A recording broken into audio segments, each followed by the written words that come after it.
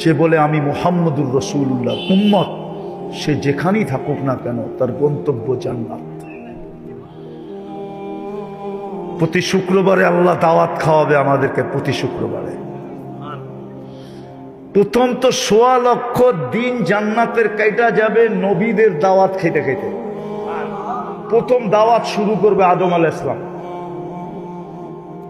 আদম আলাইহিস সালাম প্রথম দিন দাওয়াত খাওয়াবে, ১৬ লক্ষ নবী দাওয়াত খাওয়াবে, সর্বশেষ আমাদের নবীজি দাওয়াত খাওয়াবে। হয় সমগ্র নবী রসুলদের দাওয়াত ফেল হয়ে যাবে। তারপরে আল্লাহ বলবে আজকের থেকে আমার দাওয়াত শুরু। প্রতি শুক্রবারে আল্লাহ দাওয়াত খাওয়াবে, প্রতি শুক্রবারে। প্রতি শুক্রবারে জান্নাতে বাজার হবে, বাজার।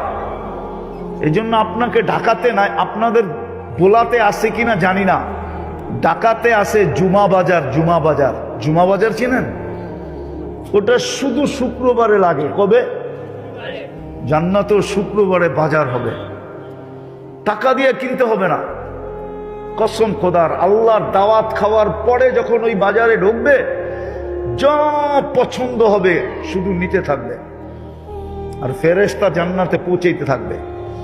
প্রতি শুক্রবারে ইচ্ছা করলে চেহারা চেঞ্জ হবে, প্রতি শুক্রবারে রূপ কুঠি গুণ বাড়বে।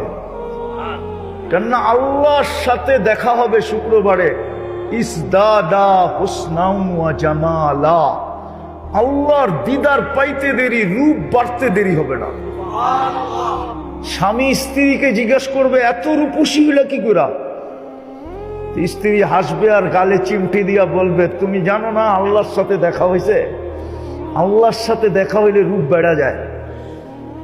আবার স্ত্রী স্বামীকে জিজ্ঞেস করবে তুমি জানো তুমি এত রূপসী হইলা কি করে, এত রূপ হইল কি করে?